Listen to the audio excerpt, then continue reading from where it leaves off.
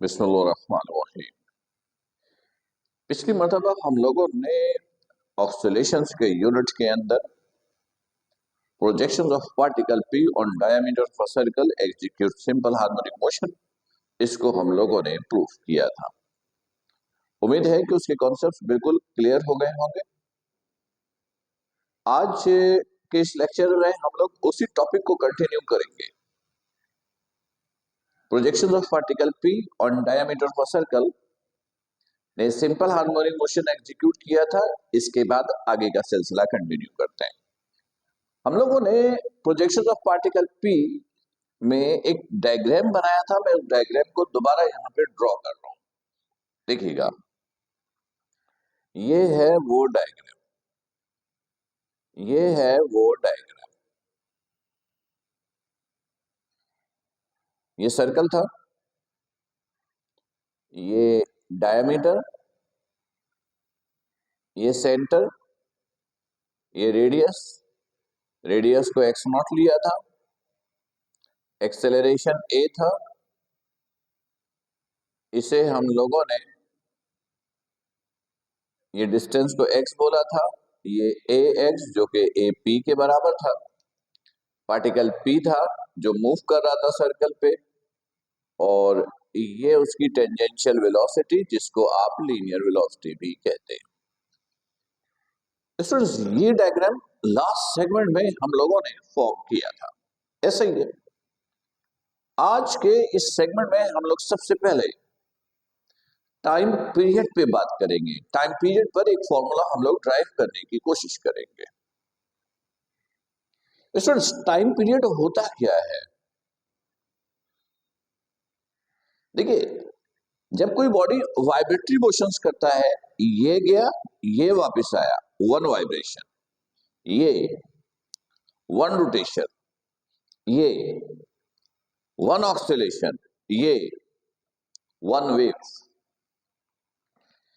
एक vibrations complete होने में, एक रोटेशंस कंप्लीट होने में, एक ऑक्सीलेशन कंप्लीट करने में, या एक वेव कंप्लीट करने में जो टाइम रिक्वायर्ड होता है या जो टाइम कंज्यूम होता है, उस टाइम को कहते हैं time period.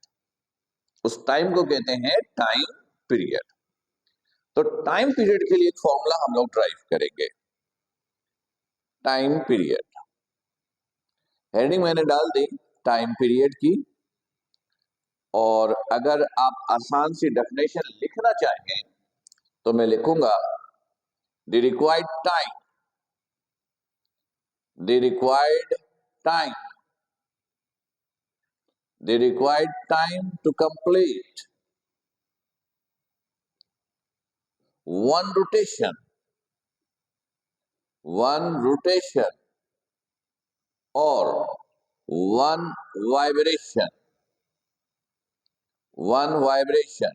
is called time period, is called time period. Time period को आप डिनोट करते हो, इट इज डिनोटेड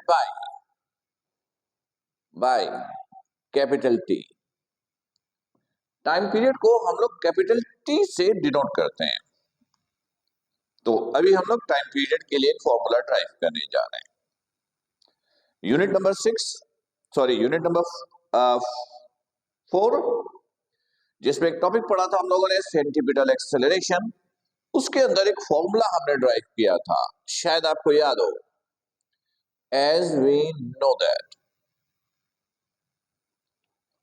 वहां पर हमने ये फॉर्मूला ड्राइव किया था, omega is equal to 2 pi over T. ये ड्राइव किया था। जरा सा इसको अरेंज कीजिए, टी को इधर ले जाइए, ओमेगा इधर ले आइए, तो टी इक्वल हो जाएगा 2 पाई ओवर ओमेगा के, 2 पाई ओवर ओमेगा। इसको आप ऐसे भी लिख सकते हैं, 2 pi into 1 over omega. This is equation A. यहां तक क्लियर? अब हम लोग यहां पर 1 ओवर ओमेगा की वैल्यू को पुट करने की कोशिश करेंगे। मैंने कहा वेयर, अगर आप लोगों को याद हो तो स्प्रिंग के टॉपिक में, स्प्रिंग के टॉपिक में हमने पढ़ा था A is equal to minus के over M into X. A is equal to minus के ओवर एम इंटू एक्स। याद ना हो तो स्प्रिंग वाला टॉपिक जरा बैक कीजिए, देखिए, उसमें आपको ये मिलेगा। इसी तरह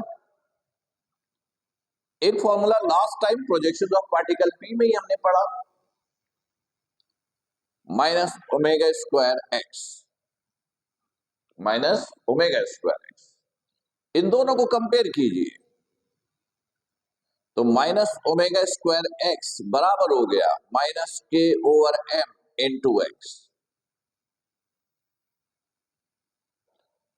माइनस से माइनस कैंसिल, एक्स से x cancel, omega square is equal to k over m. Square को आपने हटाया, रूट लगाया, square root, this is m. Inverse कीजिए इक्वेशन को तो 1 over omega is equal to root m over k. 1 over omega की value को equation A में पुट कर दीजिए, पुट इन इक्वेशन ए। तो t इज इक्वल टू 2 पाई और 1 ओवर ओमेगा की जगह आप क्या लिखेंगे, रूट एम ओवर के। तो ये आ गया आपके पास टाइम पीरियड मालूम करने का फॉर्मूला। ये है टाइम पीरियड का फॉर्मूला, आसान सा था। यानी पेपर में अगर टाइम पीरियड हम नॉर्मली पूछते हैं तो प्रोजेक्शन ऑफ पार्टिकल पी के साथ ही पूछा जाता है। यानी हम पूछेंगे आपसे, prove that the projection of particle P on diameter of a circle execute simple harmonic motion, और आगे कह सकते हैं also drive formula for its time period. तो ये टाइम पीरियड का एक छोटा सा फॉर्मूला, आसान सा फॉर्मूला था जो अभी हम लोगों ने देखा, राइट। उम्मीद है कि टाइम पीरियड का कॉन्सेप्ट जो है वो बिल्कुल क्लियर हो गया होगा। इसी के साथ स्टूडेंट एक और छोटा सा पॉइंट डिस्कस कर लें, फ्रीक्वेंसी, जिसे हम लोग एफ से लिखते हैं। सुनिए, टाइम पीरियड हमने किसको कहा, 1 वाइब्रेशन, 1 रोटेशन, 1 ऑक्सीलेशन या 1 वेव कंप्लीट होने में जो टाइम लगता है वो टाइम पीरियड। इस डेफिनेशन को जरा सा रिवर्स कीजिए। अब टाइम आपके पास 1 सेकेंड है और मालूम कीजिए कि कितनी वाइब्रेशंस कंप्लीट हो रही हैं, कितना रोटेशन कंप्लीट हो रहा है, कितनी वेव्स हो रही हैं, कितनी वाइब्रेशंस हो रही हैं। The number of vibrations, the number of rotations complete in 1 second is called frequency. Is called frequency. The number of vibrations or number of rotations, number of waves, or you can say number of oscillations complete in 1 second is called frequency. Frequency को याद रखिएगा, हम लोग small f से लिखते हैं और ये 1 over t के इक्वल होता है। Frequency always be equal to 1 over t। तो अभी अभी हमने टाइम पीरियड का जो फॉर्मूला ड्राइव किया वो पुट कीजिए यहां पर, 2 पाई रूट एम ओवर के। तो ये फ्रीक्वेंसी का फॉर्मूला आ गया, ये इनवर्स हो गया, दिस इज के ओवर एम। ये है फ्रीक्वेंसी मालूम करने का फॉर्मूला, राइट, क्लियर। तो स्टूडेंट्स, इस सेगमेंट के अंदर जिसको इस वक्त आप देख रहे हो, इस सेगमेंट में हम लोगों ने सिंपल हार्मोनिक मोशंस के लिए टाइम पीरियड का फॉर्मूला ड्राइव किया, जिसमें स्प्रिंग और प्रोजेक्शंस ऑफ पार्टिकल पी, जो कि दोनों सिंपल हार्मोनिक मोशन एग्जीक्यूट करता है, उन दोनों के को हम लोगों ने उनके कॉन्सेप्ट को यूज करके टाइम पीरियड और फ्रीक्वेंसी का फॉर्मूला ड्राइव किया, राइट। उम्मीद है कि ये बिल्कुल क्लियर होगा। फिर भी कोई कंफ्यूजन हो तो आप राइट डाउन करके रखिएगा ताकि लाइव सेशन में आप मुझसे डिस्कस कर सकें। अपना ख्याल रखिएगा। अस्सलाम वालेकुम।